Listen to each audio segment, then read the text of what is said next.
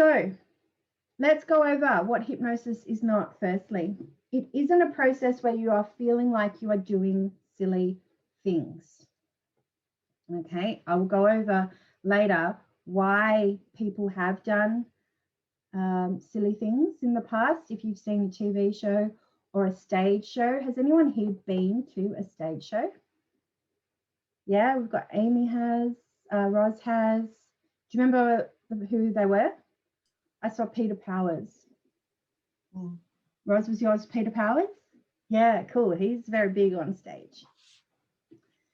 Amy, you don't remember who it was? Or no, that's cool. All right. So I will share with you what is stage hypnosis. What's the other dude's name? I should know. The guy who's got his own TV show and he does really crazy things as well. And he's actually got a thing on Netflix. Forgot about that until then. Yeah, so I'll share with you why have we seen and heard of people doing silly things in hypnosis. And it isn't something you are not in control of. So again, it's like, well, when we see people do these silly things, how is it that they're doing these things that they wouldn't normally do in their waking everyday state, right? But those people, when we see them do such things, they probably would do these things if they're wanting to impress their mates and they're just letting go of their self-judgment. So, you know, a lot of alcohol can do that. A lot of alcohol can, when you're drunk, have people let go of their can't say the word, inhibitory process. So that the things that inhibit them, right? Inhibitory, I think I'm saying that right. When we have these judgments and these constant self-talk going on, that stops us most of the time from embarrassing ourselves. These people that do silly things, they would do those things when they were drunk anyway, right? But we'll talk about, again, why do people do that? Why do people do that? It isn't a process where you are not conscious of what is going on. So even when people say, I forgot what happened, you know, I experienced hypnosis, I felt like I even went to sleep and then I forgot what happened. Well, what was actually going on is that the conscious mind was still there, still present, and was aware of everything going on. And everything matched that person's value systems, beliefs, and their comfortability. They were comfortable with what was being suggested. And that allowed them to stay in a sleep-like feeling. Okay. So we will come to learn that the moment a suggestion is made that the person is not comfortable with, they come out of trance. Okay. Hi, Beck. It's cool that you're here. Yeah. And, you know, I think I'm going to use the word sadly. Sadly, hypnosis is not as magical as you might think. Yet, then when you do experience it, it is still absolutely magical. So it's this thing of people think it is seemingly so different from what they've experienced before, when in actual fact we find that it does feel amazing, yet it is not against our natural mind processes. Now, the more you do hypnosis, the deeper you relax. So the more you do hypnosis, the better you get. The better you get, the deeper you go. The deeper you go into trance. Yeah. So, Lauren, yes. Can I just ask, do you think that people feel that it's magical because a lot of their inhibitions are lowered? Yes, definitely. And what is one big thing that differs from hypnosis to, say, something like meditation or matrix therapies or NLP is what we call deepeners and convincers. Deepeners and convincers. So one definition of hypnosis is that it is actually just a change of state, changing our state of consciousness, which is exactly the same as meditation, matrix therapies, NLP. Yet one of the biggest distinctions that sits differently in hypnosis is deepeners and convincers. And they are magical for people to experience. So with Amy's point of, do you think it feels magical for people because they don't have their inhibitions? Yes. And deepeners and convincers, so let me talk about a convincer for a moment, is in a hypnotic process, having someone's hand come up like this, and then even touch their face like this, and then maybe even the other one. Milton Erickson would do a lot of this. We get this from Milton Erickson. He would have people's hands raise up from their laps and do this. And then in the hypnosis script, it will say, and as your hands touch your face, you will know that you are in a deep trance. And that the moment they touch your face, you can go even deeper, deeper relaxed. And the conscious mind then has its own thought of, oh my goodness, my hands did come up to my face. I would never do that in a matrix therapies or NLP process or meditation. And there's another one of like your arm coming up out in front of you and it goes rigid and stiff. And the hypnotherapist puts pressure down on the arm and it says, and your arm is stiff and rigid like an iron bar. Any pressure down and it springs back up. Any pressure down and it springs back up. That's it.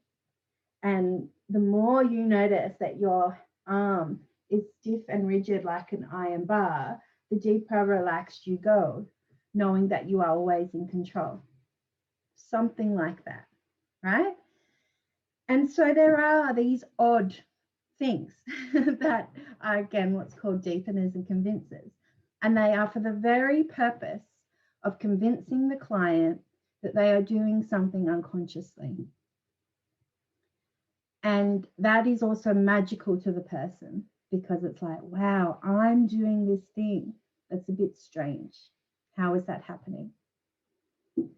And there was something that I felt to say then too. That's okay, that'll come to me. So, oh yes, what popped into my mind was in NLP, we have parts integration. So that's one of the biggest things when I was talking just then about something we wouldn't normally do. But it's when I teach parts, I do mention this. I say it's like a convincer. It is exactly the purpose of a convincer because they are not going to really do that consciously. When we, and do you know, like most of the time in parts integration too, I do mention arm catalepsy. So not every NLP trainer mentions this and doesn't always teach about how to hold the arm in a way where it's weightless. So I always teach about right angle like this so that we're not holding the weight of our arm for the very purpose of catalepsy is a form of trance in the arm so that the conscious mind doesn't control the hands coming together. The conscious mind can't even feel where the hands are. And I don't know from your experience if you felt like a magnetism happening. A magnet, and it can be this pulling away and also a pushing together and having the hands come together. And if you had that kind of experience with parts, that is exactly what I'm talking about with the magic of a convincer. That something must be happening at the unconscious level, at a deeper level. Yeah. So on this screen here, on this point of hypnosis is not, I do feel called to explain, you know, why do people do stage hypnosis and then why do people do silly things, right? Now, when I say silly things, I'm sure people know what I mean by, you know, people can dance like a chicken, act like a chicken. Reminds me, I forgot to, one of my students years ago gave me this rubber chicken when we were learning hypnosis and made this awful sound. I think I chucked it away or the dog started playing with it, right? But we've all heard that in hypnosis, people can make chicken sounds and do silly things. And why do people do that? I'll say it right here, right now. Because it feels better to follow the suggestion than it does to not do it. Okay? So in hypnosis, it feels better to follow the suggestion rather than not doing it. Why? Because if you don't follow the suggestion, you go up a level of consciousness in terms of you awaken yourself. You go back to your waking state where your mind gets busy again.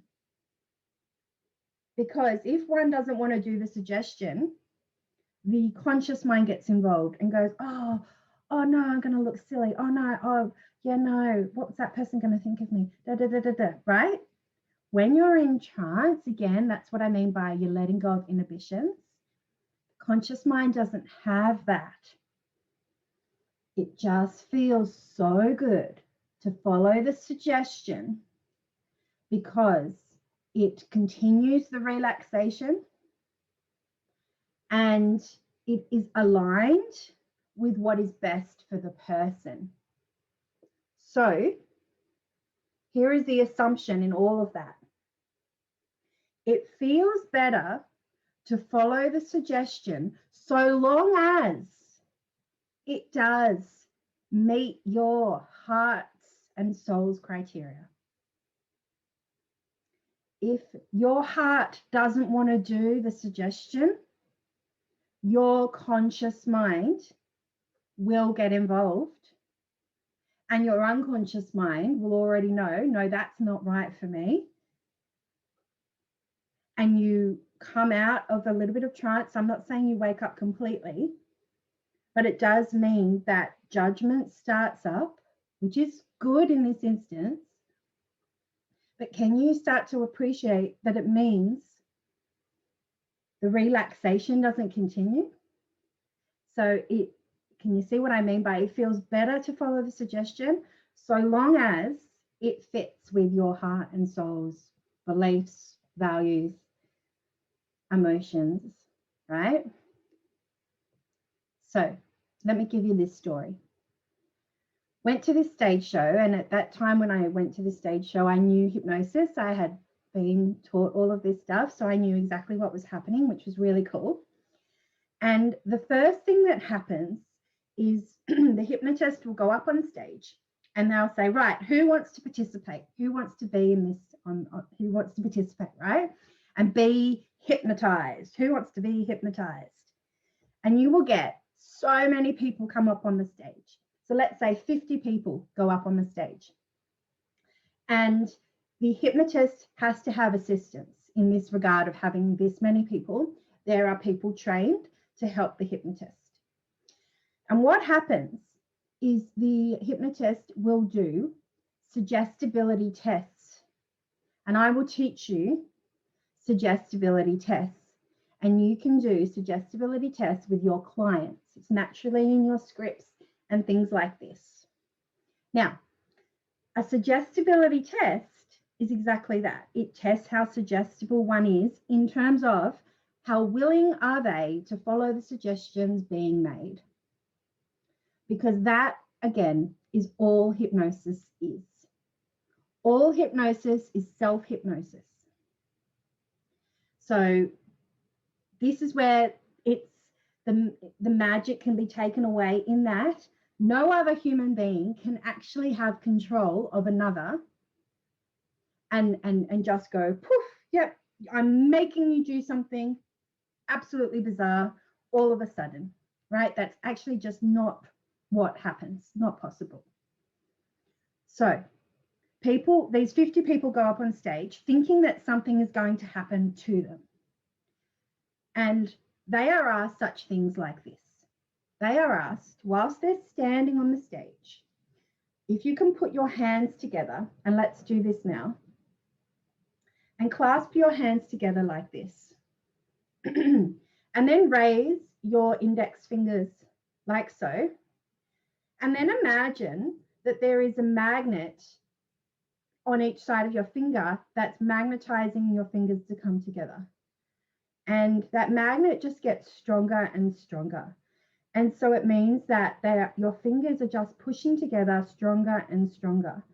And that energetic magnetism, the energy of the magnetism there, is just getting stronger and stronger. Now you can participate in this for as long as you would like to see how strong you can actually clasp your fingers together, right? And they just get tighter and tighter, tighter and tighter. That's it. Now notice actually you guys here. Yeah, some like this, Beck, that's actually seeming a bit tight. Cool. You guys can relax whilst I continue teaching, but what would happen in the stage show is you'd have people standing and tighter and tighter, tighter and tighter, tighter and tighter. And can you see my hands shaking, right? Some people, I actually remember on stage, they started going like this. So the assistants would see people like this. They would tap them on the shoulder and go, thank you for offering your participation. I'm going to invite you to sit down and enjoy the stage. Enjoy the show, enjoy the stage show and sit back down. Thank you for volunteering, but you're going to go and enjoy the show instead. So people like this, people like this. You guys, there are a few of you who are like this. Some of you like this, not like this. So the assistants would keep the people who were doing this. Can you see?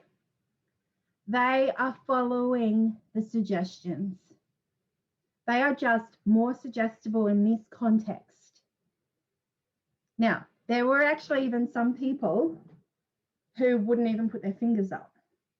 They had this attitude of like, oh, you think you can do something to me? So the people who even misunderstand what hypnosis is and want to actually prove that hypnosis doesn't exist, well, of course they can't experience hypnosis then. Of course they're not going to go into trance with those beliefs. So, of course, it's our beliefs and convictions that affect our level of trance and affect our experience. And we have scripts that I will give you that deal with this. There is some scripts that will be for the very purpose of working with resistant people. Now, of course, you're not going to get highly resistant people come to your client office because, yeah, why would they even come to you and ask for hypnosis if they were that, not believing in it? But what you might still find is you do get people who are a bit nervous, unsure, have no idea what to expect. So there are processes which have the person understand that it is all about following the suggestion. And the more they follow the suggestion, the more tests they pass, even like they just proven to themselves that they can do it. And all it means is it allows for them to go into more of a trance. So the script just says, with each suggestion that you find yourself succeeding in, it allows you to go deeper and more relaxed. Now, the hypnotist will do a few more suggestibility tests just to make sure that the people who continue on the process are really ready to go. And then in a stage show, different suggestions are made. Like everyone sit down on the chairs and do different funny things like stand up and dance on the chair. Yeah. And more people stop following the suggestion, the more wackier the suggestions get. And you just see an assistant come up and say, hey, thanks for participating. You've done really great. Now you get to watch the show. So is that making sense? That, again, this just means that it feels better to follow the suggestion than it does not to do it, because being in trance, following the suggestion feels good because you are relaxed. Because how good, by the way, does it feel to not have inhibitions, to not have judgments? How good does that feel, right? And every person has a different level of what they feel comfortable with. Now, this was like 12 years ago, and I remember this clearly. Well, what I remember is there were probably, I think, 2 young guys left by like half an hour, 40 minutes into this show.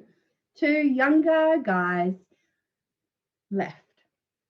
And the suggestions must have been at different levels of taking your clothes off, because this guy was like in his boxer shorts.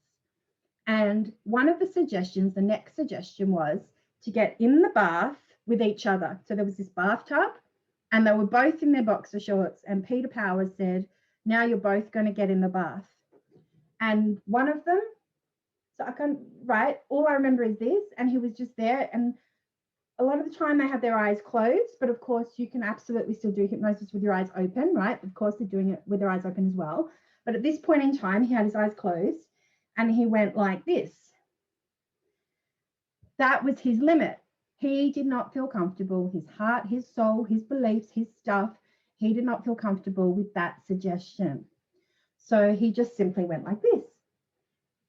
And Peter Powers was very cool in that he very quickly suggested something else that he felt the person would be comfortable to do.